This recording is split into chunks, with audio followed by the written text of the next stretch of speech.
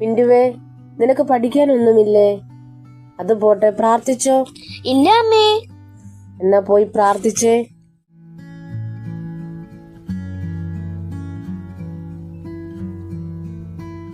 അമ്മ ഇന്ന് ഏതു കഥയാ എനിക്ക് പറഞ്ഞു തരാൻ പോകുന്നത്? ഒരു സ്വപ്നക്കാരന്റെ കഥയാ. സ്വപ്നക്കാരനോ? ആരാ അത്? അത് യോസേഫ് ഫലപ്രദമായൊരു വൃക്ഷം, നീരുറവിനരികെ ഫലപ്രദമായൊരു വൃക്ഷം തന്നെ. അതിന്റെ കൊമ്പുകൾ മതിലിന്മേൽ പടരുന്നു. വില്ലാളികൾ അവനെ വിഷമിപ്പിച്ചു.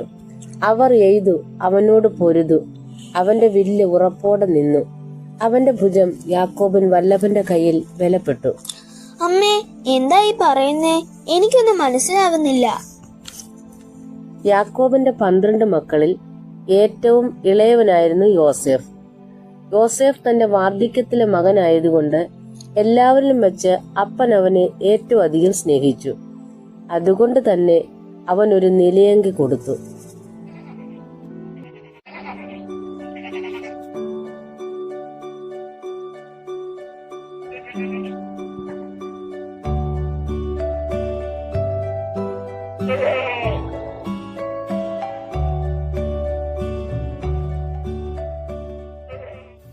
മകനെ യോസപ്പേ.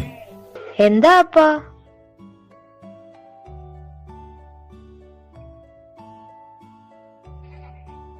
ഹാ, എല്ലാരും ഇത് കണ്ടോ? കണ്ടോ? അവന് മാത്രം, നമുക്കൊന്നുമില്ല.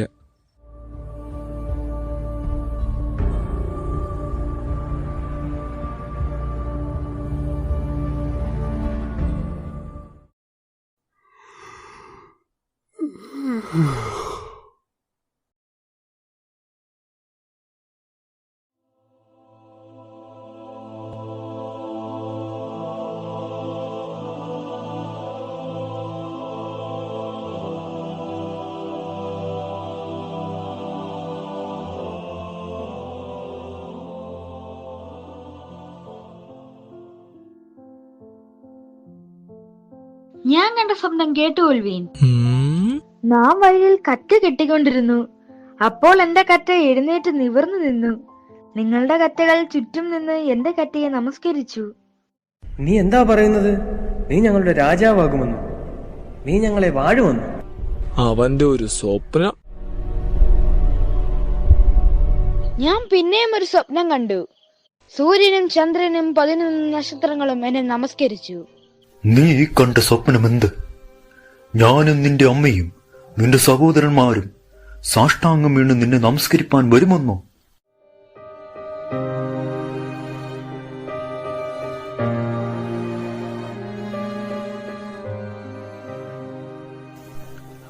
അവന്റെ സഹോദരന്മാർക്ക് അവനോട് അസൂയ തോന്നി.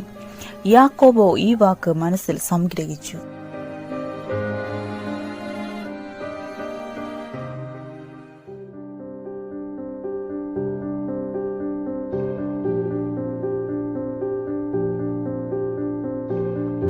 മകനെ യോസഫേ, നിന്റെ സഹോദരന്മാർ ശേഖേമിൽ ആടുമേയ്ക്കുവാൻ പോയിരിക്കുന്നു. നീ ചെന്ന് നിന്റെ സഹോദരന്മാർക്ക് സുഖം തന്നെയോ? ആടുകൾ നന്നായിരിക്കുന്നുവോ എന്ന് നോക്കി വസ്തുത അറിയിക്കണം. ഞാൻ പോകാം അപ്പാ.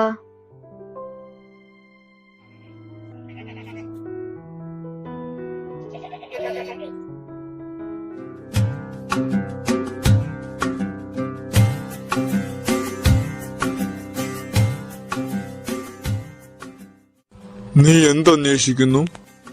ഞാൻ എന്റെ സഹോദരന്മാരെ അന്വേഷിക്കുന്നു. അവർ എവിടെ ആട് മേയ്ക്കാൻ പോയെന്ന് എനിക്കറിയില്ല. അവരിവിടില്ല. അവർ ദോദാനിലേക്ക് പോക എന്ന് പറയുന്നത് ഞാൻ കേട്ടു.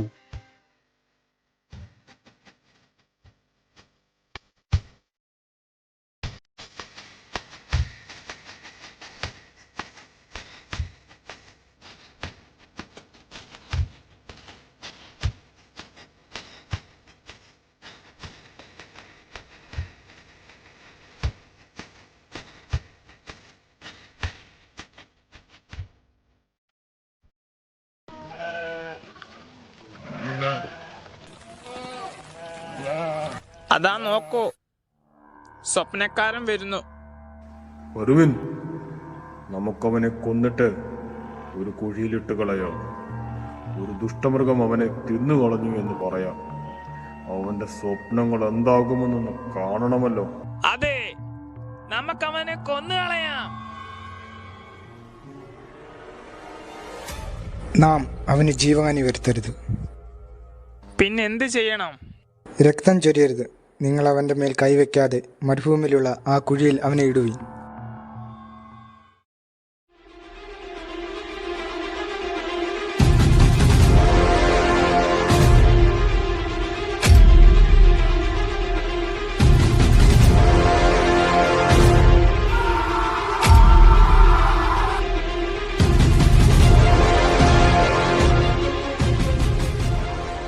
ഓ, ഒരു സ്വപ്നക്കാരൻ.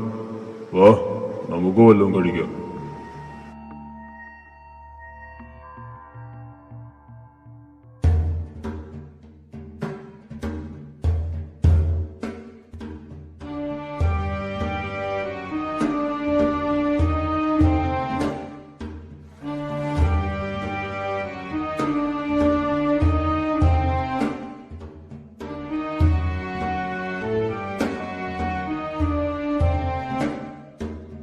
നമ്മൾ യോസഫിനെ കൊന്നിട്ട് അവന്റെ രക്തം മറച്ചു വെച്ചിട്ട് എന്ത് ഉപകാരം? വരൂ, നമുക്കവനെ ഇസ്മായിലിയർക്ക് വിൽക്കാം. അവൻ നമ്മുടെ സഹോദരനും നമ്മുടെ മാംസവുമാണല്ലോ. നാം അവന്റെ മേൽ കൈവയ്ക്കരുത്. വാ, നമുക്കവനെ കുഴിയിൽ നിന്നും വലിച്ചു കയറ്റാം.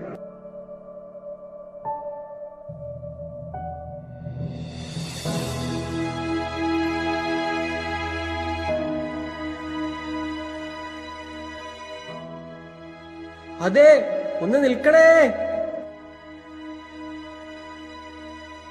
അവർ അവനെ 20 വെള്ളിക്കാശിനു വിറ്റ് കളഞ്ഞു.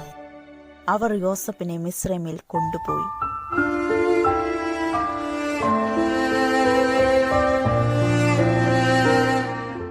ബാലനെ കാണുന്നില്ലല്ലോ. ഞാൻ ഇനി എവിടെ പോകും? നമുക്കൊരു കോലാട്ടുകൊറ്റനെ കൊന്നിട്ട് യോസഫിന്റെ അങ്കിയെടുത്ത് രക്തത്തിൽ മുക്കി അപ്പന്റെ അടുക്കൽ കൊണ്ടുചെന്നാലോ?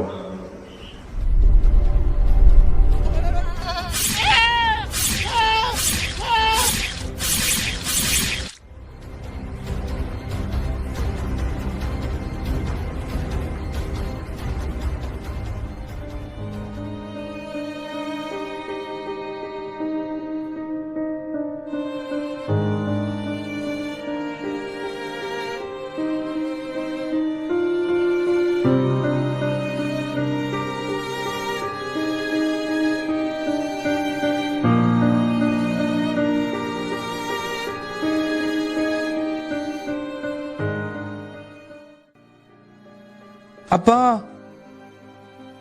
നോക്കണമേ, ഇത് ജോസഫിന്റെ അങ്കി തന്നെയല്ലയോ? ഇത് ഞങ്ങൾക്ക് കണ്ടുകിട്ടിയിരിക്കുന്നു. ഇത് എന്റെ മകന്റെ അങ്കി തന്നെ.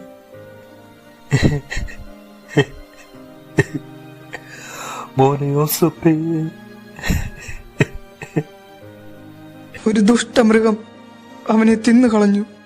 അവനെ പറിച്ചു കീറി.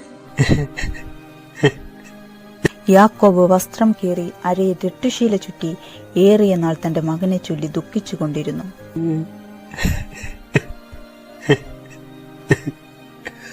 മോനെ യോസഫേ. പുത്രന്മാരും പുത്രിമാരും എല്ലാം ആശ്വസിപ്പാൻ വന്നു. അവനോ ആശ്വാസം കൈക്കൊള്ളുവാൻ മനസ്സില്ലായിരുന്നു. ഞാൻ ദുഃഖത്തോടെ എന്റെ മകന്റെ അടുക്കൽ പാതാളത്തിലിരുന്നു. യോസഫേ.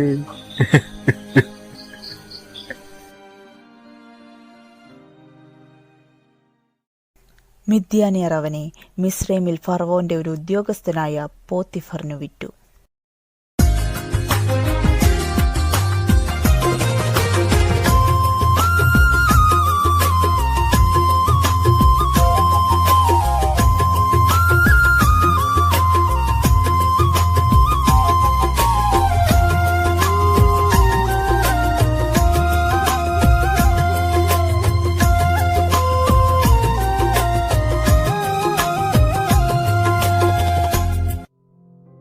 ഞാനൊരു കാര്യം തിരിച്ചറിയുന്നു, യഹോവ അവനോട് കൂടെയുണ്ട്.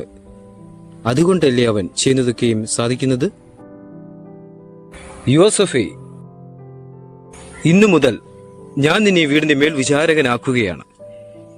ഇനി എനിക്കുള്ളതൊക്കെയും നീ വേണം നോക്കി ചെയ്യുവാൻ.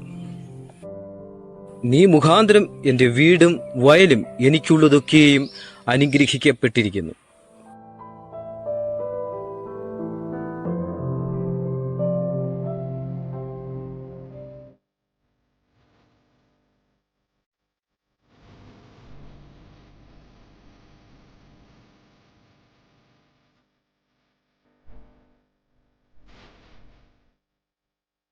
യോസഫേ, നീ എത്ര മനോഹരനും കോമളനുമാണ്.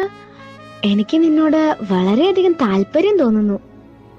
ഇതാ, വീട്ടിൽ എന്റെ കൈവശമുള്ള യാതൊന്നും എന്റെ യജമാനൻ അറിയുന്നില്ല. തനിക്കുള്ളതൊക്കെയും അവൻ എന്റെ കയ്യിൽ ഏൽപ്പിച്ചിരിക്കുന്നു. ഈ വീട്ടിൽ എന്നേക്കാൾ വലിയവനില്ല. നീ അവന്റെ ഭാര്യയാകയാൽ നിന്നെയല്ലാതെ മറ്റു യാതൊന്നും അവൻ എനിക്ക് വിരോധിച്ചിട്ടുമില്ല. അതുകൊണ്ട് ഞാൻ ഈ മഹാദോഷം പ്രവർത്തിച്ച് ദൈവത്തോട് പാപം ചെയ്യുകയുമില്ല.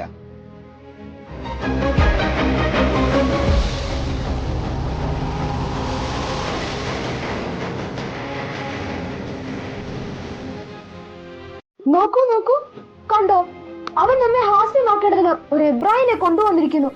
അവൻ എന്നോട് അപമര്യാദയായി പെരുമാറി. എന്നാൽ ഞാൻ നിലവിളിച്ചത് കേട്ടപ്പോൾ അവൻ എന്റെ അടുക്കൽ നിന്നും ഓടിപ്പോയി. നീ കൊണ്ടുവന്നിരിക്കുന്ന എബ്രായ ദാസൻ എന്നെ ഹാസ്യമാക്കേണ്ടതിന് എന്റെ അടുക്കൽ വന്നു. അപ്പോൾ ഞാൻ നിലവിളിച്ചത് കൊണ്ട് അവൻ അവന്റെ വസ്ത്രം എന്റെ അടുക്കൽ ഇട്ടിച്ചു ഓടിപ്പോയി. എന്ത്? യോസഫോ? അതെ, നിന്റെ ദാസൻ തന്നെ.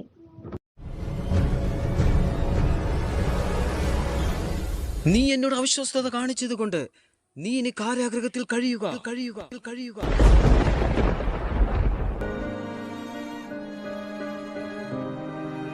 എന്നാൽ യഹോവ യോസഫിനോട് കൂടിയിരുന്നു.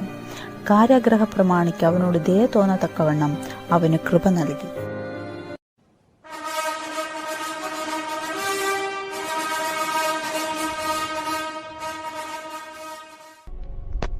ആരവിടെ?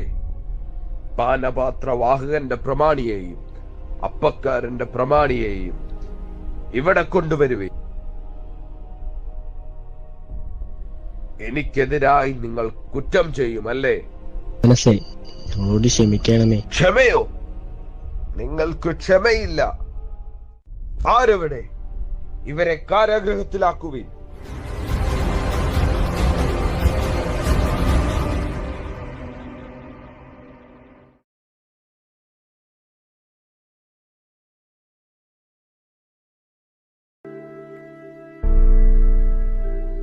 ചെയ്ത കുറ്റത്തിന് ഇങ്ങനെ കാരാഗ്രഹത്തിൽ കിടക്കേണ്ടി വന്നല്ലോ.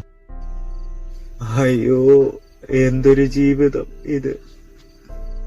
ഇങ്ങനെ വെറുതെ സംസാരിച്ചിരുന്നിട്ട് കാര്യമില്ല, ഉറങ്ങുന്നതാ നല്ലത്.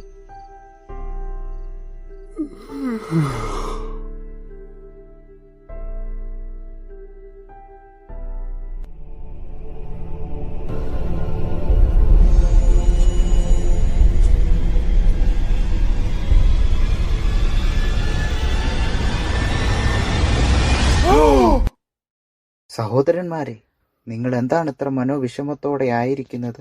ഞങ്ങളൊരു സ്വപ്നം കണ്ടു. അത് വ്യാഖ്യാനിച്ചു തരുവാൻ ആരുമില്ല. സ്വപ്നവ്യാഖ്യാനം ദൈവത്തിനുള്ളതല്ലയോ? അത് എന്നോട് പറയുവിൻ. എന്റെ സ്വപ്നത്തിൽ ഇതാ എന്റെ മുൻപിൽ ഒരു മുന്തിരിവള്ളി. മുന്തിരിവള്ളിയിൽ 3 കൊമ്പ്. അത് തളിർത്തു, പൂത്തു, കുലകളിൽ മുന്തിരി പഴുത്തു. ഫറവോന്റെ പാനപാത്രം എന്റെ കയ്യിൽ ഉണ്ടായിരുന്നു. ഞാൻ മുന്തിരിപ്പഴം പറിച്ചു, ഫറവോന്റെ പാനപാത്രത്തിൽ പിഴിഞ്ഞു, പാനപാത്രം ഫറവോന്റെ കയ്യിൽ കൊടുത്തു. അതിന്റെ അർത്ഥം ഇതാകുന്നു: നീ കണ്ട സ്വപ്നത്തിലെ 3 കൊമ്പ് 3 ദിവസത്തെ കാണിക്കുന്നു. 3 ദിവസത്തിനകം ഫറവോൻ നിന്നെ കാരാഗൃഹത്തിൽ നിന്ന് പുറത്താക്കി പഴയ അതേ പദവി തന്ന് മാനിക്കും. അങ്ങനെയാകുമ്പോൾ നീ എന്നെ മറക്കാതെ എന്നെപ്പറ്റി ഫറവോനോട് പറഞ്ഞ് എന്നെയും ഈ കാരാഗൃഹത്തിൽ നിന്ന് വിടുവിക്കണം. ഓ, അങ്ങനെയാണോ? നമുക്ക് കാണാം എന്താ നടക്കുന്നത് എന്ന്. ഞാനും ഒരു സ്വപ്നം കണ്ടു യോസഫ്. എന്റെ തലയിൽ വെളുത്തപ്പമുള്ള 3 കുട്ട കണ്ടു. മേലത്തെ കുട്ടയിൽ ഫറവോന്റെ വക പത്രങ്ങളൊക്കെയും ഉണ്ടായിരുന്നു. പക്ഷികൾ എന്റെ തലയിലെ കുട്ടയിൽ നിന്നും അവയെ തിന്നു കളഞ്ഞു. അതിന്റെ അർത്ഥം ഇതാകുന്നു: 3 കുട്ട 3 ദിവസം. 3 ദിവസത്തിനകം ഫറവോൻ നിന്റെ തല വെട്ടി നിന്നെ ഒരു മരത്തിൽ തൂക്കും. പക്ഷികൾ നിന്റെ മാംസം തിന്നു കളയും. എന്താ യോസഫ് നീ പറയുന്നത്? ഫറവോൻ എന്നെ കൊന്നുകളയുമെന്നോ?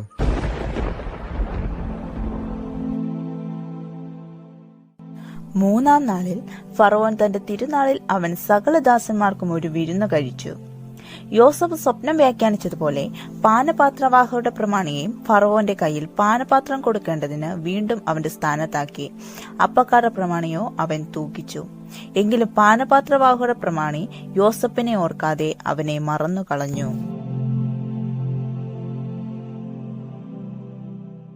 2 സംവത്സരം കഴിഞ്ഞ ശേഷം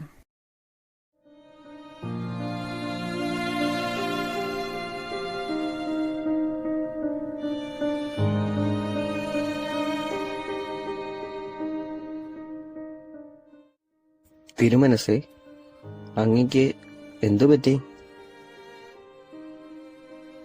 ഞാൻ ഒരു സ്വപ്നം കണ്ടു. അത് വ്യാഖ്യാനിപ്പാൻ ആരുമില്ല. ആരെവിടെ?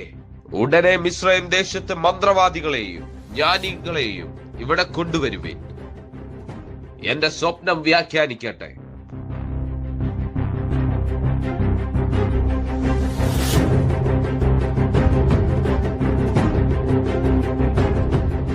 ഫറവോൻ കണ്ട സ്വപ്നം വ്യാഖ്യാനിക്കാൻ ആർക്കും സാധിച്ചില്ല.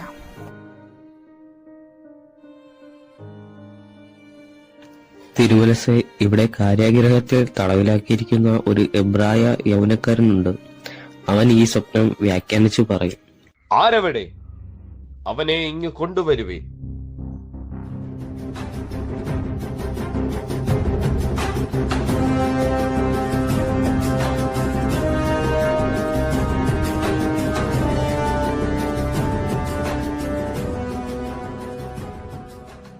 ദൈവാത്മാവുള്ള ഈ മനുഷ്യനെ പോലെ ഒരുത്തനെ കണ്ടുകിട്ടുമോ? ദൈവം ഇതൊക്കെയും നിനക്ക് വെളിപ്പെടുത്തിയതുകൊണ്ട് നിന്നെപ്പോലെ വിവേകവും ജ്ഞാനവുമുള്ളവൻ ഒരുത്തനുമില്ല. നീ എന്റെ ഗ്രഹത്തിന് മേലധികാരിയാകും. നിന്റെ വാക്ക് എന്റെ ജനമെല്ലാം അനുസരിച്ച് നടക്കും. സിംഹാസനം കൊണ്ട് മാത്രം ഞാൻ നിന്നേക്കാൾ വലിയവനായിരിക്കും. ഇതാ മിസ്രൈം ദേശത്തൊക്കെയും ഞാൻ നിന്നെ മേലധികാരി ആക്കിയിരിക്കുന്നു.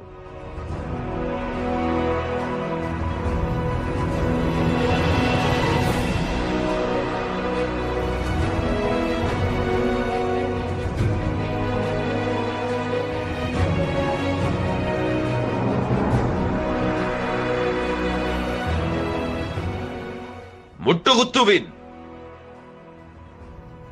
ഞാൻ ഫറവോനാകുന്നു.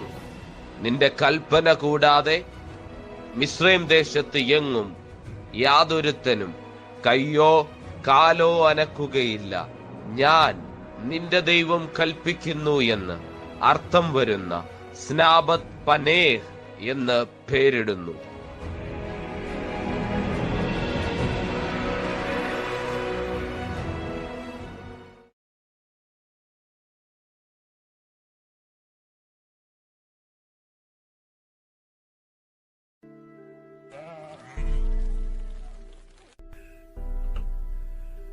നിങ്ങൾ തമ്മി നോക്കി നിൽക്കുന്നതെന്ത്?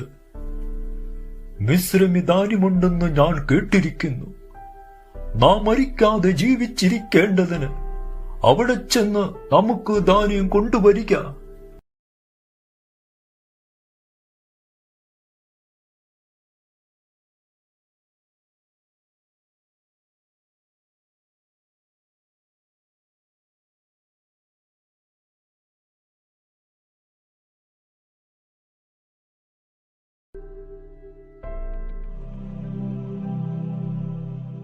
അങ്ങനെ യോസഫ് കണ്ട ഒന്നാമത്തെ സ്വപ്നവും നിവർത്തിയായി. യോസഫ് തന്റെ സഹോദരന്മാരെ കണ്ടാറേ അവരെ അറിഞ്ഞു. എങ്കിലും അറിയാത്ത ഭാവം നടിച്ചു. നിങ്ങൾ എവിടെ നിന്ന് വരുന്നു? ആഹാരം കൊള്ളുവാൻ കനാൻ ദേശത്ത് നിന്ന് വരുന്നു. നിങ്ങൾ ഒറ്റുകാരാകുന്നു.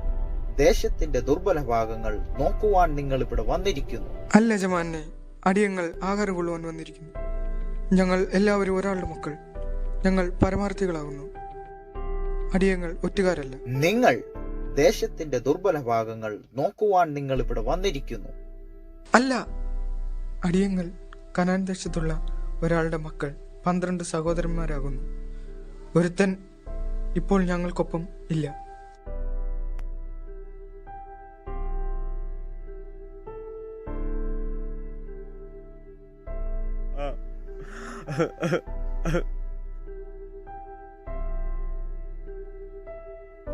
നമ്മുടെ സഹോദരനോട് നാം ചെയ്തത് ദ്രോഹമാകുന്നു. അവൻ നമ്മോട് കെഞ്ചിയപ്പോൾ നാം അവന്റെ പ്രാണസങ്കടം കണ്ടിട്ടും അവന്റെ അപേക്ഷ കേട്ടില്ലല്ലോ. അതുകൊണ്ട് ഈ സങ്കടം നമുക്ക് വന്നിരിക്കുന്നു.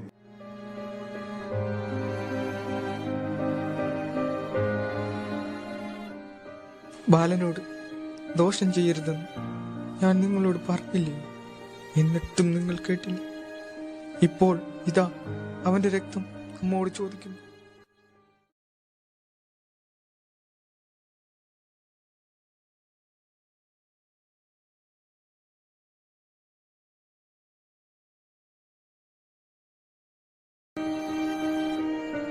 കുറച്ചു നാളുകൾക്ക് ശേഷം ദേശത്ത് പിന്നെയും ക്ഷാമമുണ്ടായി. ദേശത്ത് പിന്നെയും ക്ഷാമം വന്നല്ലോ. നിങ്ങൾ മിസ്രൈം ദേശത്ത് പോയി ധാന്യം കൊണ്ടുവരിക.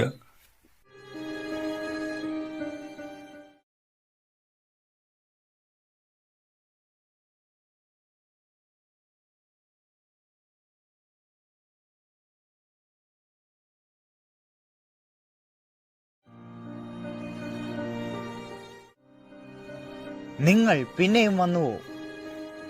അടിയങ്ങൾ പരമാർത്ഥികളാകുന്നു. ഞാൻ നിങ്ങളുടെ സഹോദരൻ യോസെഫ് ആകുന്നു.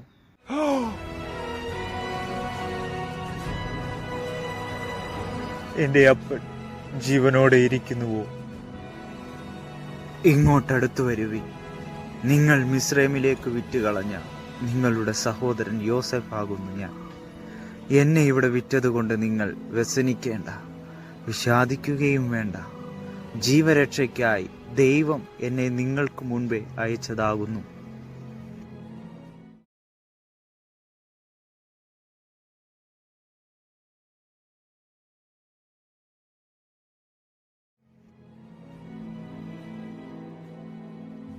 അവർ യാക്കോബിനെ കൂട്ടി യോസെഫിന്റെ അടുക്കിലേക്ക് പോയി.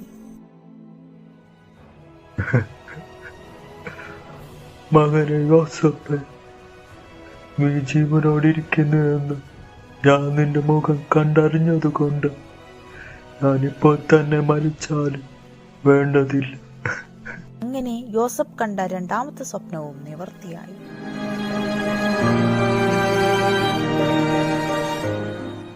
രൂപേനെ, നീ എന്റെ ആദിജാതൻ. വെള്ളം പോലെ തുളുമ്പുന്നവനെ, നീ ശ്രേഷ്ഠനാകുകയില്ല. യഹൂദായേ, സഹോദരന്മാർ നിന്നെ പുകഴ്ത്തും. നിന്റെ കൈ ശത്രുക്കളുടെ കഴുത്തിലിരിക്കും. അപ്പന്റെ മക്കൾ നിന്റെ മുമ്പിൽ നമസ്കരിക്കും. ശുമയോനും ലേവിയും സഹോദരന്മാർ, അവരുടെ വാളുകൾ സാഹസത്തിന്റെ ആയുധങ്ങൾ. സെബുലൂൻ സമുദ്രതീരത്ത് വസിക്കും. അവൻ കപ്പൽ തുറമുഖത്ത് പാർക്കും. അവന്റെ പാർശ്വം സീദോൻ വരെയാകും. ഇസ്കാർ അസ്ഥിബലമുള്ള കഴുത. അവൻ തൊഴുത്തുകളുടെ മധ്യേ കിടക്കുന്നു.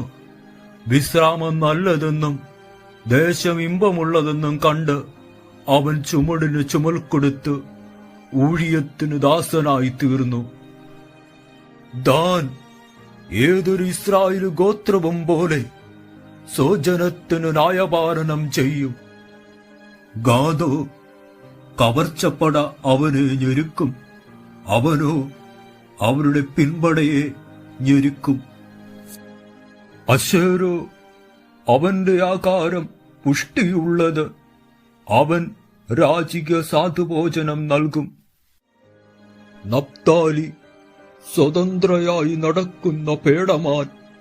അവൻ ലാവണ്യ വാക്കുകൾ സംസാരിക്കുന്നു. ബെന്യാമിൻ കടിച്ചു കീറുന്ന ചെന്നായി. രാവിലെ അവൻ ഇരപിടിച്ച് വിഴുങ്ങും. വൈകുന്നേരത്ത് അവൻ കവർച്ച പങ്കിടും.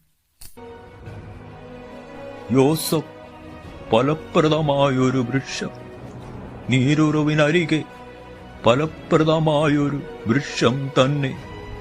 അതിന്റെ കൊമ്പുകൾ മതിലുമേൽ പടരുന്നു. വില്ലാളികൾ അവനെ വിഷമിപ്പിച്ചു. അവരെയ്തു അവനോട് പൊരുതു. അവന്റെ വില്ല് ഉറപ്പോടെ നിന്നു. അവന്റെ ഭുജം യാക്കോബിൻ വല്ലവന്റെ കൈയാൽ ബലപ്പെട്ടു.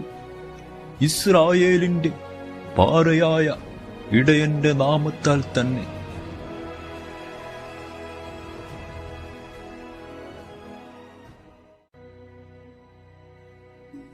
അങ്ങനെ അവന്റെ സ്വപ്നമെല്ലാം നിവർത്തിയായി. എനിക്കും അങ്ങനെ ഒരു സ്വപ്നക്കാരനാകാൻ പറ്റുമോ? അതിനെന്താ, യോസേഫിനെ പോലെ അനുസരണവും നല്ല സ്വഭാവവും ക്ഷമയും വിശ്വസ്തതയൊക്കെ ഉണ്ടെങ്കിൽ ദൈവം നിനക്കും സ്വപ്നം തരും. യേശുപ്പച്ച, ഞാനൊരു അനുസരണമുള്ള നല്ല സ്വഭാവമുള്ള യോസേപ്പിനെ പോലെ ഒരു പൈതലാവാം. അപ്പച്ചൻ യോസേപ്പിനെ പോലെ ഒരു സ്വപ്നക്കാരനാക്കി മാറ്റണമേ. ആമേ. മോളെ, ലോകരെല്ലാം നമ്മെ തള്ളിക്കളയും. എല്ലാ ആശ്രയവും നമ്മിൽ നിന്ന് പോകും. യോസേഫിന്റെ ജീവിതത്തിൽ കണ്ടില്ലേ, മാതാപിതാക്കളും സഹോദരങ്ങളും അവനെ തള്ളിക്കളഞ്ഞു. എന്നാൽ അവന്റെ ദൈവം എന്നും അവന് കൂട്ടാളിയായിരുന്നു. അതുകൊണ്ടല്ലേ മോളെ ഭക്തൻ ഇങ്ങനെ പാടിയത്?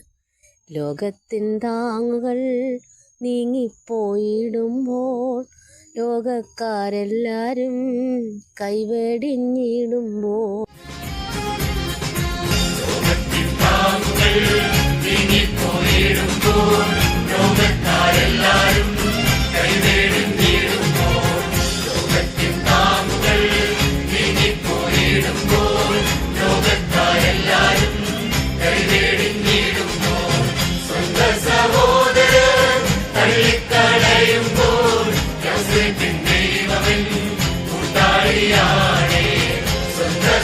സഹോദരൻ തള്ളിക്കളയുമ്പോൾ